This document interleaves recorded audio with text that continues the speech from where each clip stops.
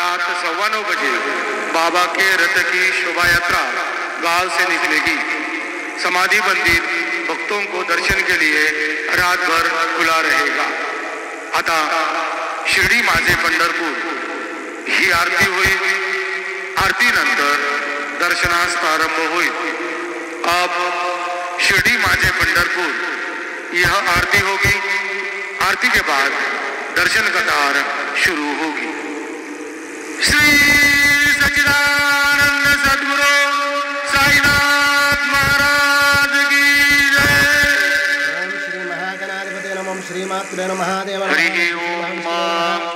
बृहस्पति अति अदर्जो अरे हात्यो मद विभाति क्रतु मज्जरे गु जतिदयच्छवस अरे तप्रजात तदस्मा सुद्रवीणन्धे हिजिद्रम् बालार्कप्रभमिन्द्रनीलजटिलं भस्माङ्गरागोज्ज्वलं शान्तं नादविलीन चित्तपवनं शार्दूलजरमाम्बरम् ब्रह्मज्ञैः सनकादिभिः परिवृतं सिद्धैः समाराधितं दत्तात्रेयमुपास्महे हृदिमुदां ध्येयं सदा योगिभिः।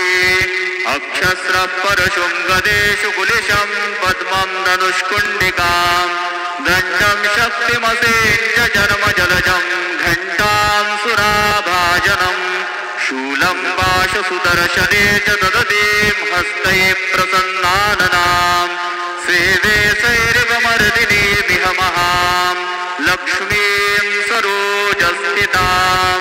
रामाय रामभद्राय रामचन्द्राय वेधसे रघुनाथाय नाथाय सीताया पतये नमः। गुरुर्ब्रह्मा गुरुर्विष्णु गुरुर्देवो महेश्वरः गुरुः साक्षात् परब्रह्म तस्मै श्री गुरवे नमः।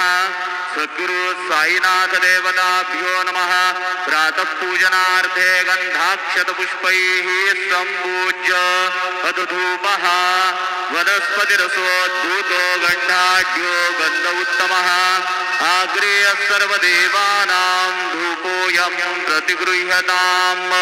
धूपमाघ्रापयामि साज्जन्यवर्ति संयुक्तं वन्दिना योजितं मया दीपं गृहाण देवेश त्रैलोक्यतिमिरापः दीपं दर्शयामि दीपानान्तरेण नैवेद्यं निवेदयामि।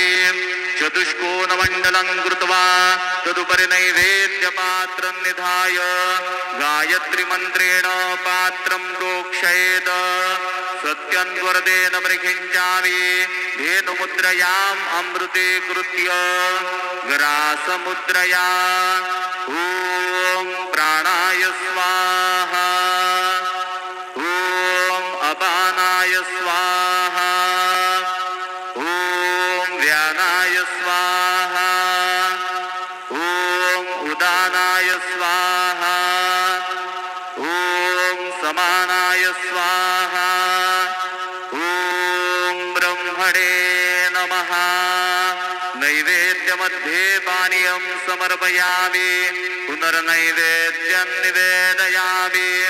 ॐ प्राणाय स्वाहा ॐ अपानाय स्वाहा ॐ व्यानाय स्वाहा ॐ उदानाय स्वाहा ॐ समानाय स्वाहा ॐ ब्रह्मणे नमः।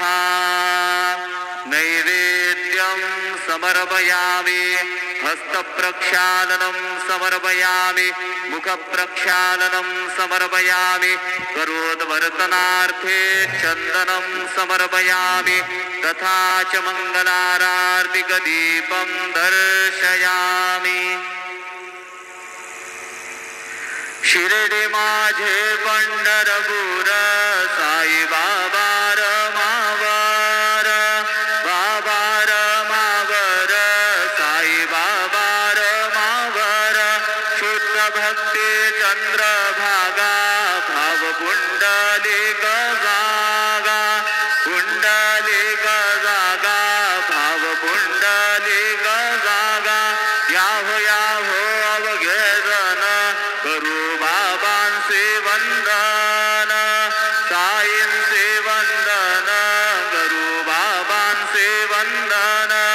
रडू म्हणे बाबा साई धाव पाव माझे आई पाव माझे आई धाव पाव माझे आई श्री सच्चिदानंद सद्गुरु साईनाथ महाराज की जय।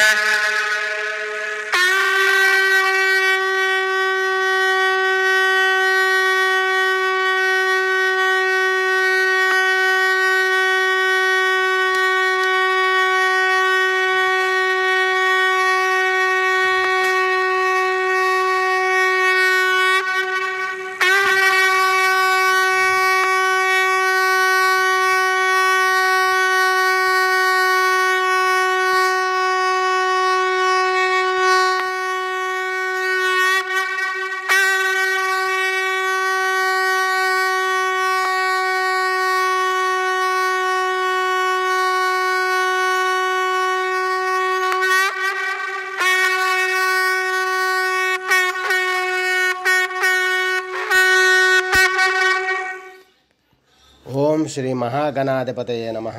ओम श्रीमात्रे नमः। देवाय नमः। लक्ष्मीदेव्यै नमः। श्री महाविष्णुवे नमः। ओम ब्रह्मा विष्णु महेश्वर स्वरूप श्री दत्तात्रेयाय नमः। श्री दत्ता शरणं मम। श्री पांडुरंगाय नमः। श्री पांडुरंगा शरणं मम। ओम नमो नारायणाय नमो भगवते वासुदेवाय नमः। गोविंदाय नमः। अनंत पद्मनाभीश्वराय नमः। अच्युताय नमः। पद्मनाभ दामोदर यादवाय नमः। माधवाय अक्षर हनुमंत स्वरूपाय नमः। श्री विश्वावसु नाम संवत्सरे श्री विश्वावसु नाम संवत्सरे दक्षिणायने शरद ऋतुवौ आश्वयुजमासे शुक्लपक्षे शुभवासर्या बृहस्पतिवासरे गुरुवारे साईवारे दत्तात्रेयवारे शिरडी साईनाथवारे श्री दक्षिणामूर्तिवारे शुभवारे शुभनक्षत्र शुभतिथौ प्रातःकालः समर्थ सद्गुरु श्री शिरडी साईनाथ महाराज की दसरा पर्वदिन का शुभकामनाएं। श्री महापुण्यतिथि का प्रथम दिवस की शुभकामनाएं। जय बोलो साईनाथ महाराज की जय। ओम श्री गुरुर् ब्रह्मा गुरुर्विष्णु गुरुर्देवो महेश्वरः गुरुर्साक्षात् परम ब्रह्मा तस्मै श्री गुरुवे नमः। श्री गुरुर्ब्रह्मा गुरुर्विष्णु गुरुर्देवो महेश्वरः गुरुर्साक्षात् परम ब्रह्मा तस्मै श्री साईनाथ गुरुवे नमः। गुरुवे सर्वलोकानां विषजे भविरोगिणां निधये सर्वविद्यानां श्री मेध दक्षिणामूर्तये नमो नमः। सद्गुरु साईनाथ महाराज की जय। देवादिदेवाय प्रसह्य साहिने नमो वयं वैश्रवणाय कुर्महे समे कामान् कामकामान् यहं कामेश्वर वैश्य। सद्गुरु साई बाबा की जय। श्री सच्चिदानंद सद्गुरु साईनाथ महाराज की जय।